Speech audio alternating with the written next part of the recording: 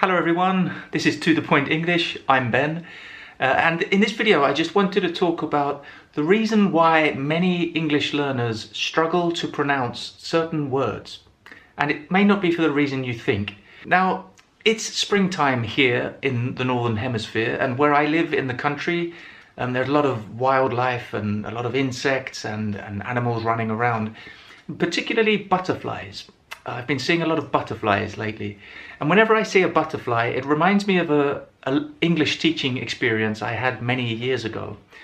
But curiously, this experience didn't take place in a class. It was actually when I was helping a little boy, the child of a friend of ours, who was just learning vocabulary. He was about 3 years old or something at the time, and we were just sort of playing, going through a picture book, and I was pointing at pictures and saying, "What's this?" And he would say, "I don't know," or he would say it in Spanish. And then I would say the word in English, and he would repeat the word.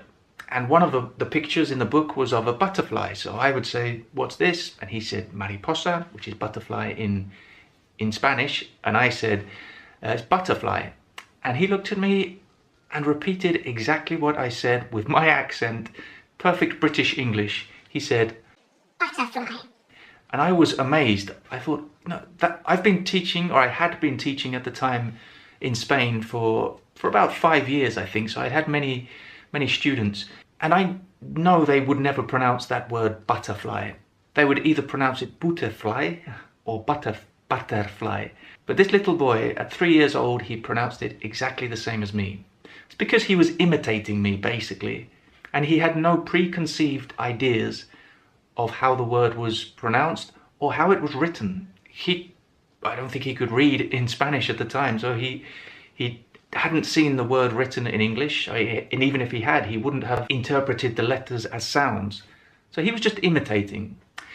Now, that boy is an adolescent, he's a teenager, and I'm pretty sure, I haven't tested him lately, but I'm pretty sure if he tried to say butterfly, he wouldn't pronounce it as well as he did when he was 3 years old. I'm sure he would now pronounce it like most Spanish people and many non-native speakers, with an accent. And of course it's fine to have an accent, and butterfly is not a difficult word to understand. If somebody mispronounces it a little bit or has a strong accent, that's not a big problem. Anybody who's been watching this channel for a while will know that I love accents, and I think all accents are good. The problem is when people pronounce a word incorrectly and it's difficult to understand them. And that brings me on to some of the words that non-native speakers really struggle to pronounce. So for example, the first one, I'm not going to put the written word on the screen until after I've pronounced it a few times. And I want you to repeat exactly how I pronounce the word. Now, of course, I'm English, so I speak British English. It's standard Southern British English. So the first word is laugh. Laugh. So repeat that word, laugh. So laugh. Okay, I think you're probably pronouncing it correctly because it's just one syllable with 3 sounds, that l, a, f. But why then do so many non-native speakers really struggle with this word? I've heard it pronounced in 100 different ways. And the reason is, I'm answering my own question, is that the spelling, as you can see, is very strange. The L-A-U-G-H, that doesn't seem to represent the sounds. And anybody who's been studying English for any amount of time will know that letters do not necessarily represent the sounds. There are many different ways to pronounce letters. So laugh. I know some of you, when you read the word, you will start pronouncing it differently because there's something that changes in your brain that you want to pronounce it differently, like laugh or lach. But try just to remember how it's pronounced. It's laugh, laugh. Another word which is often mispronounced in English is culture. Culture. So again, I think you can probably just imitate me, just repeat what I say. It's not that difficult, it's just 2 syllables. But when you see the word written, it could possibly change how you perceive the word. Again, the letters do not represent the sound, but it's actually not that difficult to pronounce. You don't have to do anything strange with your mouth or your tongue, it's just culture. Culture. Another typically mispronounced word is comfortable. Comfortable. So it's not comfortable, that we don't it doesn't have that many syllables when we pronounce it. It's just comfortable, comfortable. So try not to let the written word influence how you pronounce it, how it's supposed to sound. Again, this is British English pronunciation. The last one I'm going to look at today, the last word that people often mispronounce or struggle to pronounce in British English, definitely. It's a very common word, and you probably think you're pronouncing it correctly, but I imagine you're probably not. And it's can't. Can't.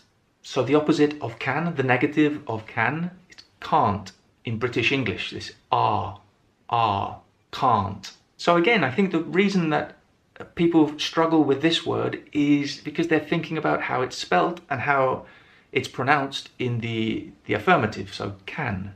In American English, can, but it's quite similar to British English.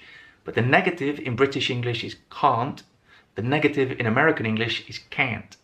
So you have can and can't. I apologize to my American friends. I know I'm not doing a very good American accent, but it's close enough, I think, for these purposes. So yeah, it's simply R. That the only difference is that sound, the R sound. It's a long R sound. So can and can't. So the conclusion is, when you struggle to pronounce a particular word, imagine you're a child, a 3-year-old boy or girl, and you have no preconceptions, preconceived ideas of how a word should be pronounced or how it's written, and just pronounce it as you hear it pronounced. Just try to imitate how a native speaker pronounces it, and try not to make it too complicated. Just repeat the sounds as you hear them, and try not to be influenced by how a word is spelt.